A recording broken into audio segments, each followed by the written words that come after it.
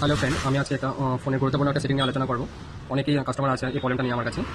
আপনাদের সেন্সারের জন্য যে প্রবলেমটা হয়, অনেক সময় আপনার যাকে ফোন করবেন, ফোন করা সত্ত্বে আপনার স্ক্রিনটা অফ হয়ে যাবে, কিন্তু আপনার পাওয়ার বাটন প্রেস করার পরেও আপনার স্ক্রিনটা আর আসবে না। সেক্ষেত্রে আপনাকে যখন কলটা কাটা হবে তারপরে আপনার স্ক্রিনটা অন হবে। তো এটা সেন্সারের জন্য হয়, সেন্সারটা এখানে থাকে। এটা আপনার মোবাইল দোকানে গিয়ে আপনার এটা চেঞ্জ করলে আপনার ঠিক হয়ে যায়।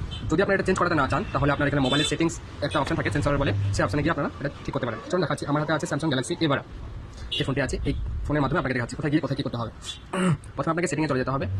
সেটিংয়ে চলে যাবেন, নিচের দিকে আপনার অ্যাপার্ট ফোন আছে, এখানে অনেক ফোনে আপনার উপরে থাকে। অ্যাপার্ট ফোনে ক্লিক করবেন।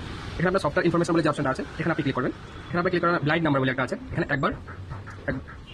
একবার দুবার তিনবার চারবার। এখানে developer mode has been enable হয়ে গেছে, মানে এটা আপনার শুরু হয়ে গেছে। তো এখানে গিয়ে আপনার ব্যাক করে নিচের দিকে আসবেন, সেখানে ডেভেলপার অপশনটা এখন চলে আসছে। এই ডেভেলপার অপশনে ক্লিক করবেন, নিচের দিকে একটু চলে যাবেন, কুইক সেটিং ডেভেলপার টাইলস বলে এখানে চলে আসছে। জাস্ট এটা আপনারা এই সেন্সারটা অন করে দেবেন।